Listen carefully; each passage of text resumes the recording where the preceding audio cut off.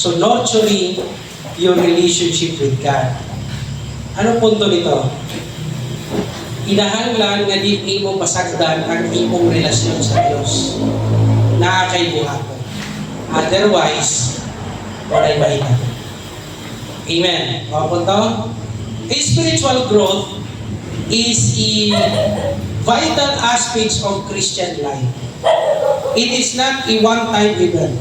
It is a continuous process of growing closer to God and becoming more like Christ.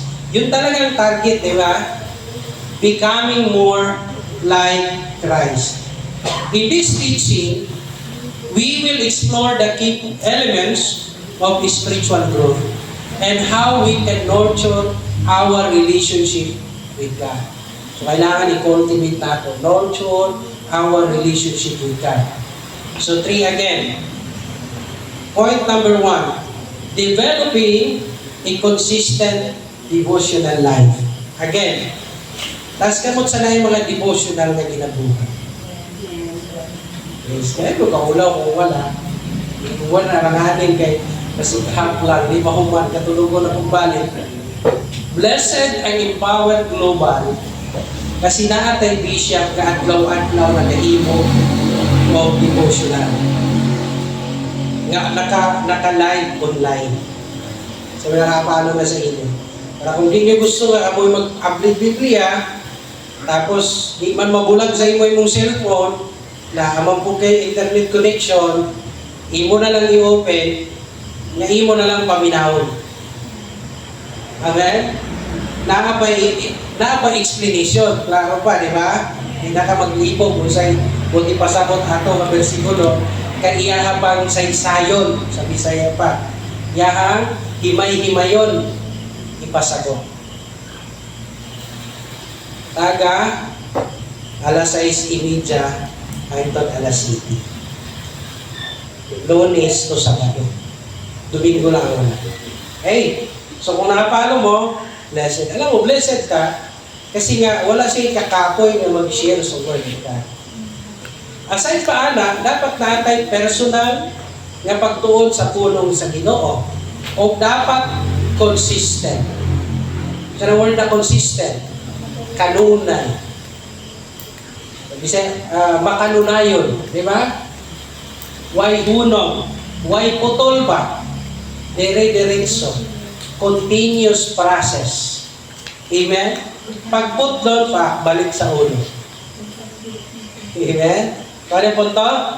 So, sabi niya sa Psalms 1, verse 1 hanggang 3. Blessed is the one who does not walk in the step with the wicked, or stand in the way that sinners take, or sit in the company of mockers, but whose delight is in the law of the Lord, and who meditates on His law day and night. 3. That person is like a tree, planted by the streams of water, which yield its fruit in season, and whose leaf does not wither. Whatever you do, prosper. Pansinan yung paayo. Kini nga verse. Naghisgot og mga tao nga obedient sa Dios. Kung unsay resulta sa ilahang pagkamasinugtanon sa Ginoo. Sabi niya, baka pamunga sila sa panahon sa timbunga. Ang ilang mga dahon dili malaya. Nagsugo na dito, sama sila sa kahoy nga natanom, dumpling sa sapa. Diba? Makapamunga sila sa panahon sa timbunga. Ang ilang mga dahon dili malaya. Ang tanan nilang pagabuhaton magaprasper. Ganun? Diba? Utoy, resulta sa mga taong obedient sa Ginoo. Pero, dahil nga ito balay na kinabuhi nila, naka sila'y agian. Kaya dapat ma-develop ang consistency. Amen? Kasi nga, pagsugod ni mo, dili dahil nga ito yung kinabuhi. Dili dahil mo, asa man kung ibasa ni Pastor Egon, murag kahoy nga gitanog, dapit sa sapa, kapirti naman yung malaha. Diba? Kung sa'yo kinabuhay na itong ingana, dili man ko dayon mo diretso dito. Naasa kay agian para makita kini developing a consistent devotional life. Kung ingato na na mong kinabuhi, sa pa may imong i-develop? Wala na. Kailangan mag-develop sa kanya. Pag nakita ni Lord nga, oh, totoo ang puso mo sa Kanya, i-reward ka. Amen? So good na ka i-reward niya. So ayun, dahil mo pagdiritso dito sa reward. Sabi mo, God, Lord, nangalagad ba ko ha? Dapat katong imong saad nga lahat ng buhok gagawin ko mag-prosper. Nga na dahil ka, gusto nato pag ibuhat nato karon gusto na nato budawat og reward. Si Lord ang nag-provide ng kanusa. Amen? So sabi niya rito, consistent time in God's Word, tuloy-tuloy lang, kahit wala pa yung pinangako ni Lord, padayon lang gihapon. Ang iyong pa sa mga Bisaya, sa agwanta gihapon, di ba? Sa Glisod, agwanta gihapon. And, ubanig mga pag-ampo, prayer is essential for spiritual growth. You will never grow spiritually kung di ka prayer. Kaya kailangan may nampuon. Through daily devotions, we can deepen our understanding of God. Ayaw paghunong nga ilhon ang Diyos. Kanunay, nakapatay, wa pag yun mailhin sa atong Ginoo. Adlaw-adlaw, bago ang pagpaila sa Diyos sa atin. Amen? Praise God. So, deepen our understanding of God. Receive guidance and encouragement. Ayaw mo kaulaw, mukuhin sa mas dugay na sa pagpangalagad sa Diyos. O pangayo, o advice, o encouragement. Awan, maulaw mo doon, no? Kay parehas lagi, isig ka magtotoo. Ayaw mo kaulaw, kuhita. Pangayo o encouragement. Sabi niya yan, receive guidance and encouragement and be transformed by the power of the Holy Spirit. Hanggang di mo madawat ang guidance and encouragement, you will never be transformed by the Holy Spirit. Hindi siya ka ng magic na gano'n na kagad ang buhay. No? Kailangan mong masaktan para alam mong ipaliwanag yung sakit. Amen? Paano mo sasabihin sa kapwa mo na ganito ang masaktan, hindi mo naranasan? Amen po?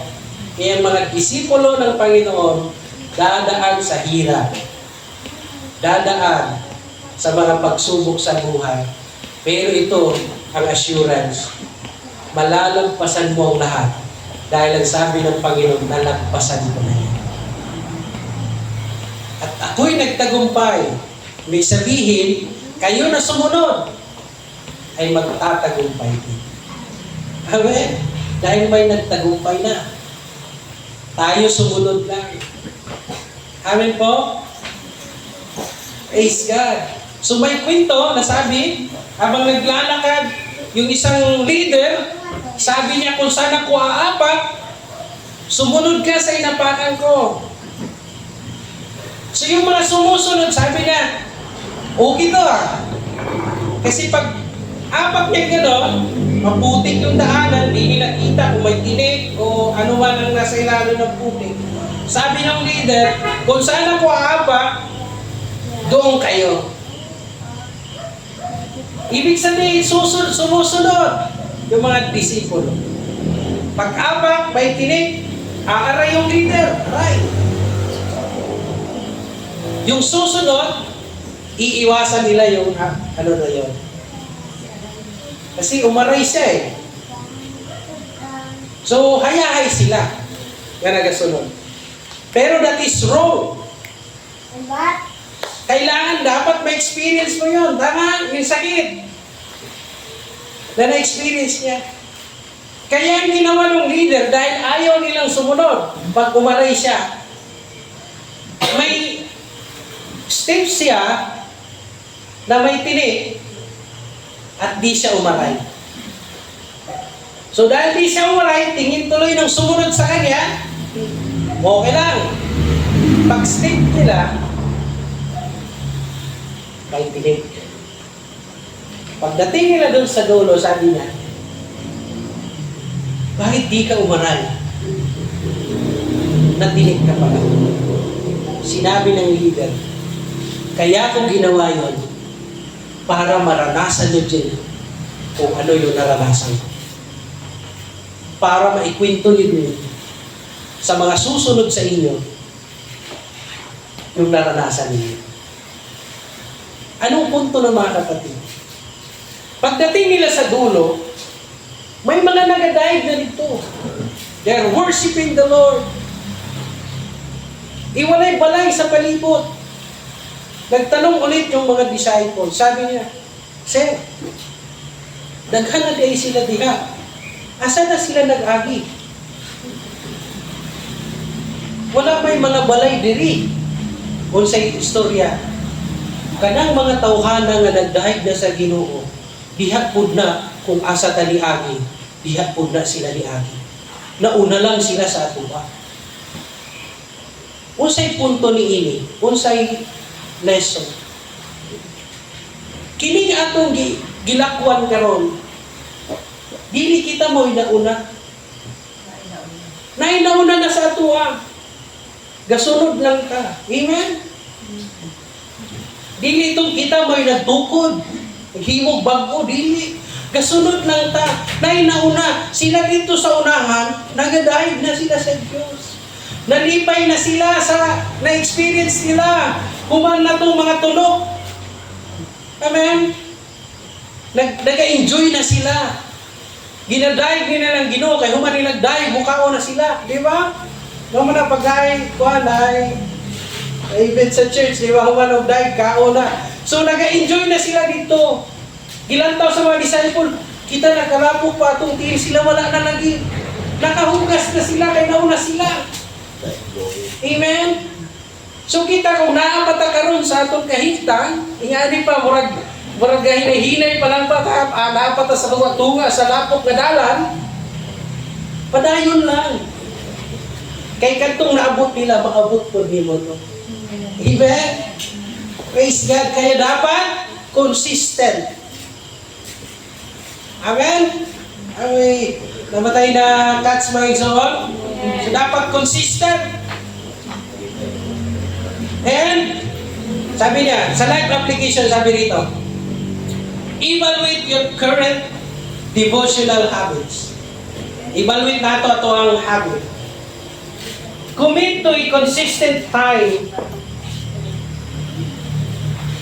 and plan for reading the Bible and praying each day. Parang wala yata. Experiment with different methods such as journaling or using devotional resources to find the words best for you. Habang naapa ka sa buluhaton sa Ginoo,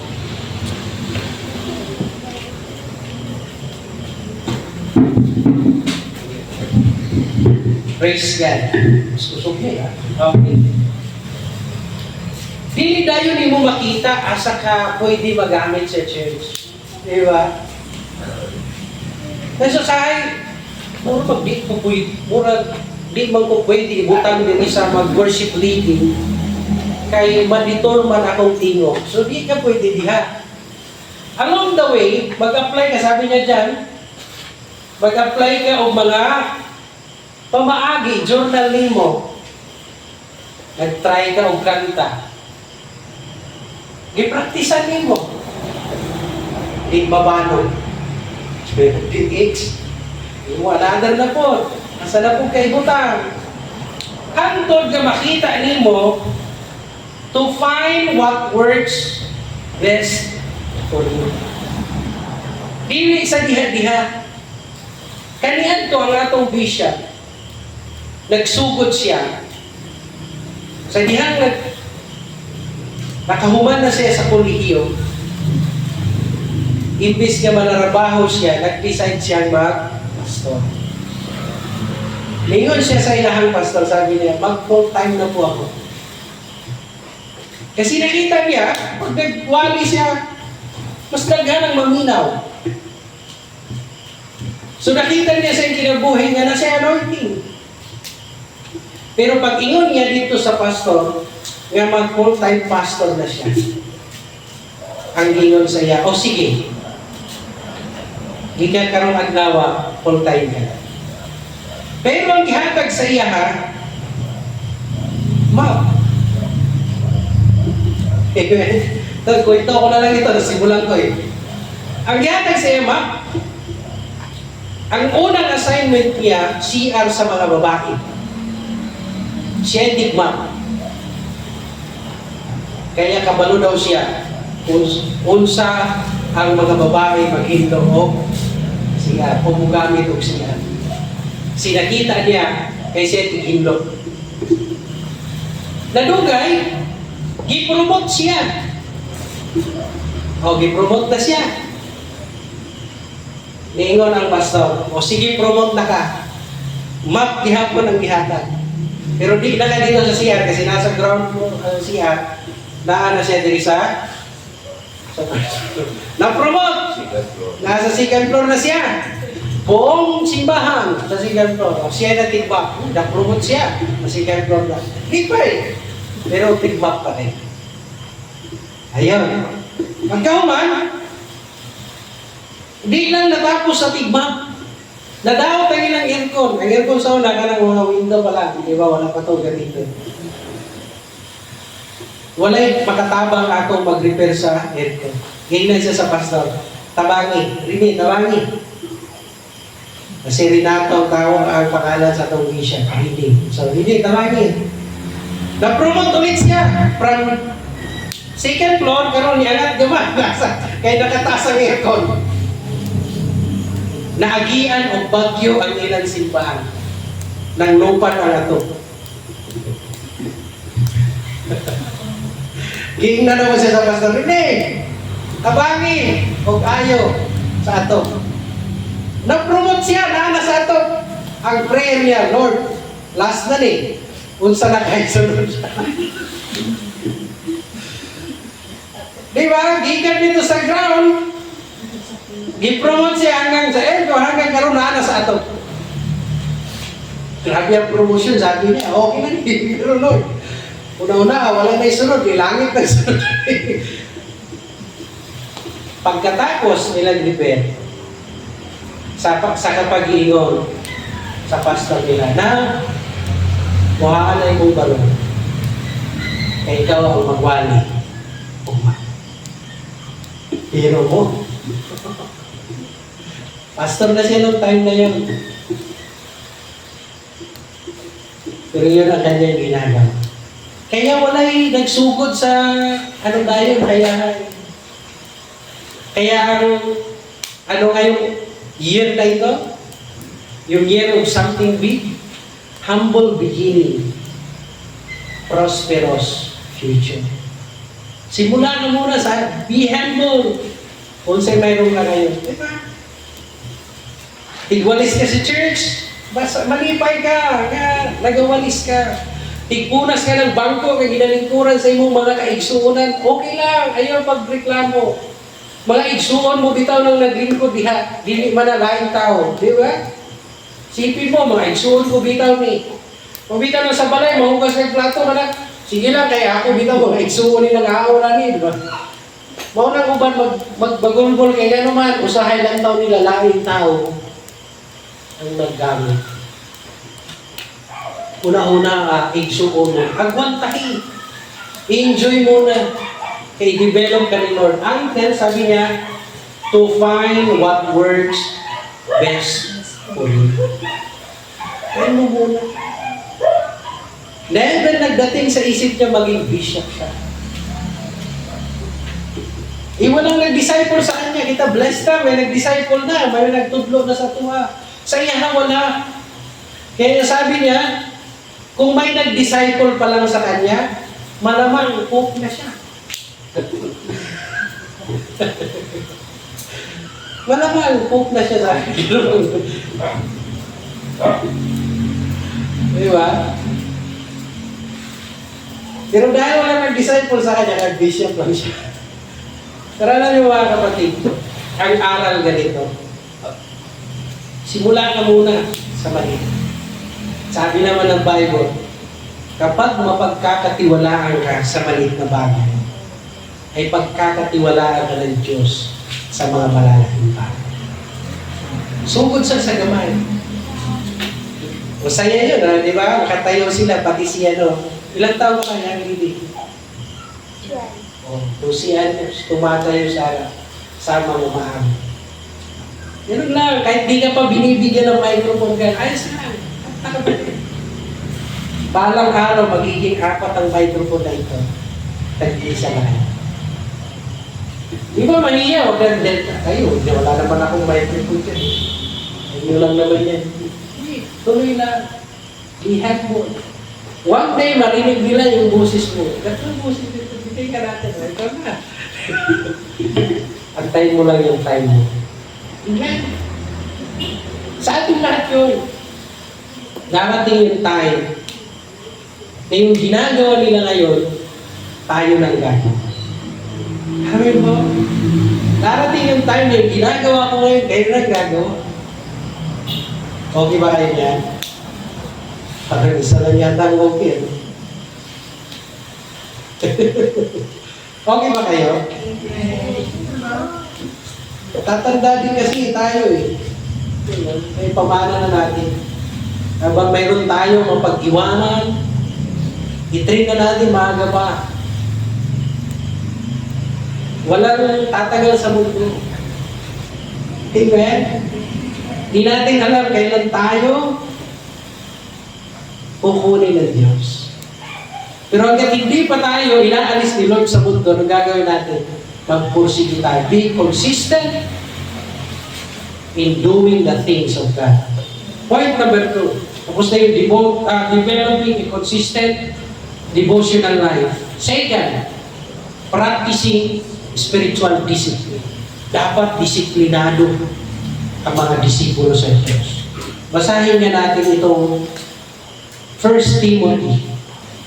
Have nothing to do with godless men and old wives' tales. Rather, train yourself to be godly. Verse 8.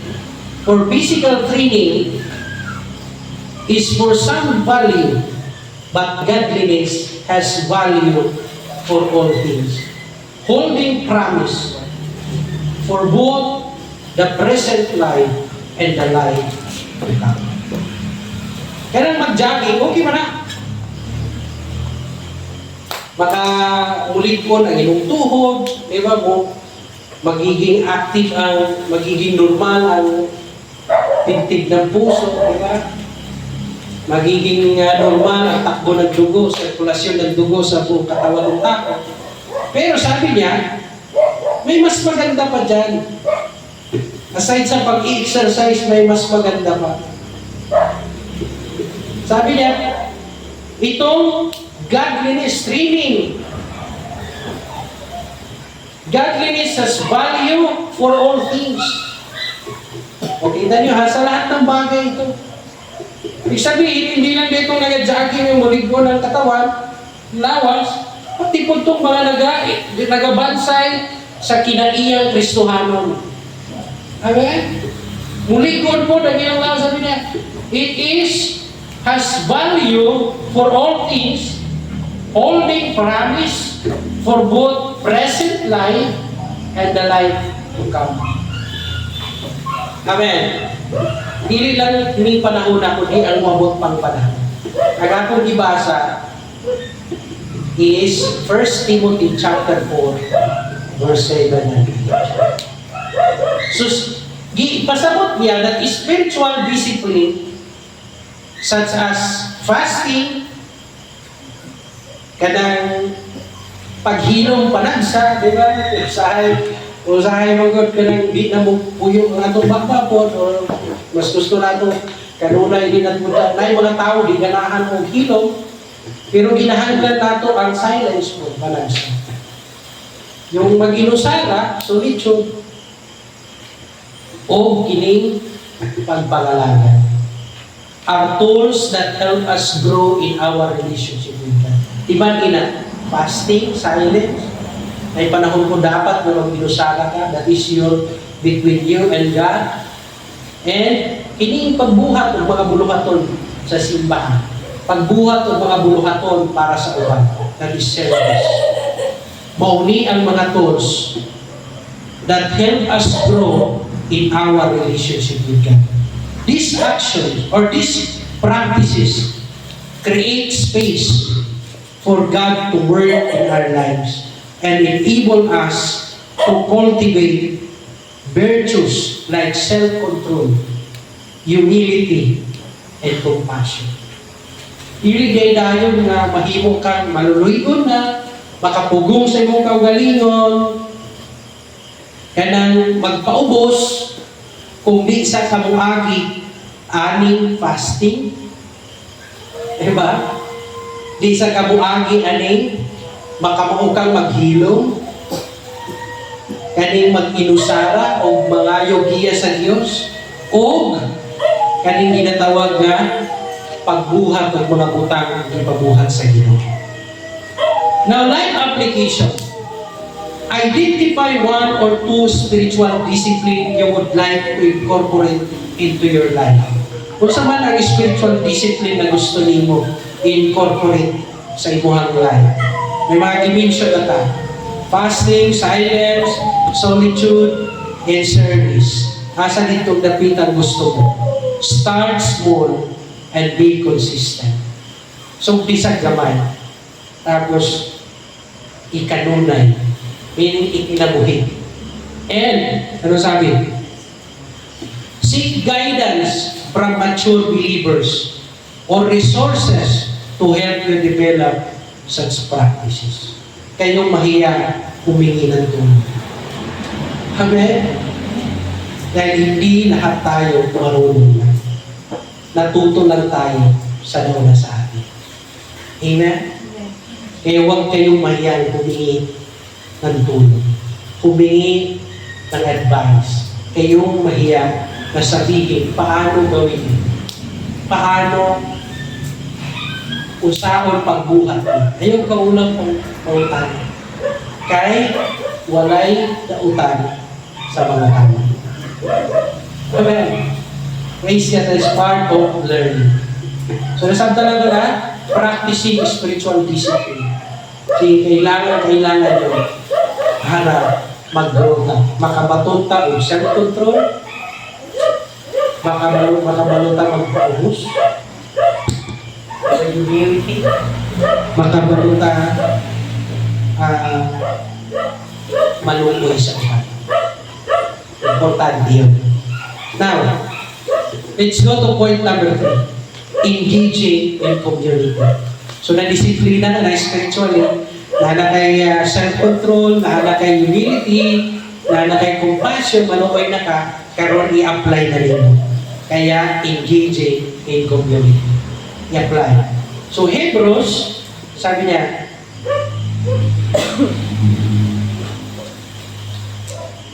now, ang verse natin is Hebrews 10, 24 and 25. Ang sabi na ito, 24, and let us consider how we may inspire one another toward love and good deeds, not giving up meeting together as some are in the habit of doing, but encouraging one another, and all the more as you see the day approaching. So di gila na mo kasi gingon niya diha, kinahanglan dili nato hulungon ang panagtigom sa Bisaya. May hulungan. Kailangan i-involve yung sarili sa community, engage in community. Dili ni siya talagang spiritual growth ay hindi applicable sa nag-inusara ka. Amen? Hindi pwede din ka mag-inusara ka, then mag-grow ka. You need community. God designed us to grow and thrive within the context of a community of believers. Through fellowship, accountability, and mutual encouragement. Ang inawayo, kung saan dapat nasa sulod sa community of believers, fellowship, accountability. Kanus alam na magkaroon ka ng accountability pag may part ka na sa simbahan.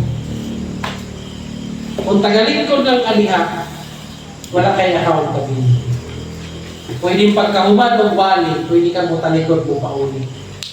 Pagkahuman o email mo pa uli, wala yung accountability. Pero kung na-assign ka, may ikaw mo hipos sa lingkuranan, hindi ka dahil mo ulit, kay nakakay tulubanon, nakakay accountability. Yun ang importante. As a family, dapat matag-usa na ay accountability. Ay tulubanon. Kay paninglan ka sa Diyos, yun sa nato paggamit ng nato. Amen. So, sabi na yan, accountability and mutual encouragement. Kabalo ba ka? Sa anong lakaw, daghan ng mga simbahan lahi-lahi. Blessed na mo din, kailangan na mo itulong ka microphone. Nami mga simbahan nga natuan, nga wala yun sila yung microphone, mas lusa. Kaya wak po sila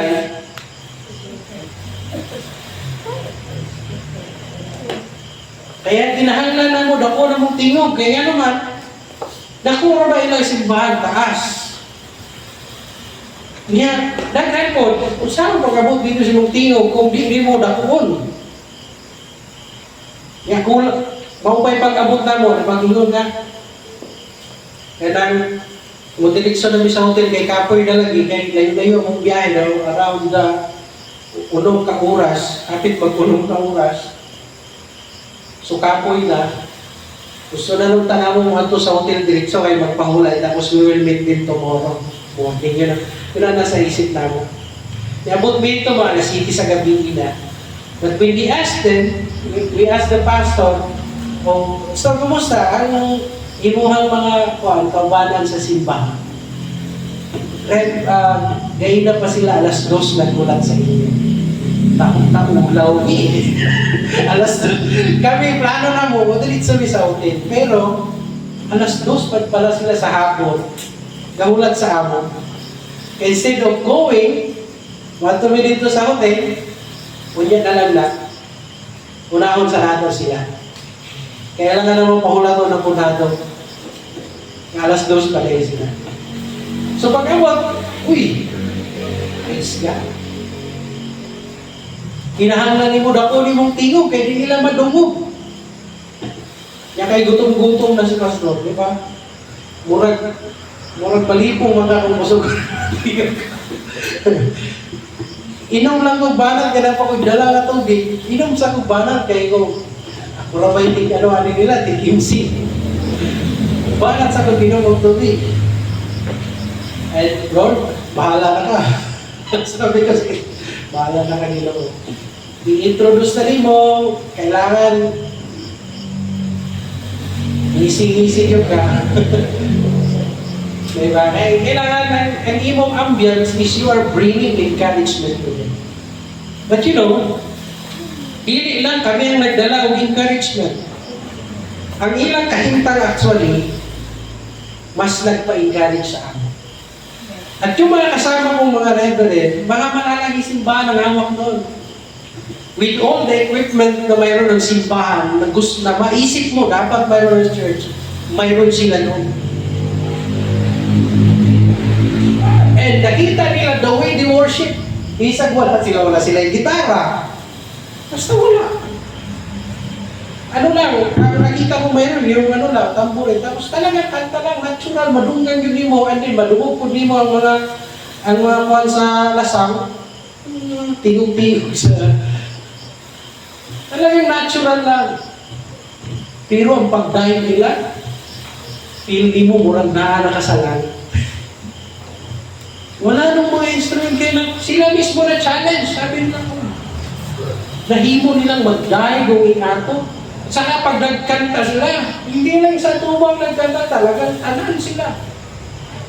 Akala niyo mo, kanan, nakita mo ng isang yung kagrupo nga nanganta na patigagana. Nahilahin sila o mga tutulog. Bakit? Gandang pakinggan. So kami, ako mismo na challenge ko sa amin ko.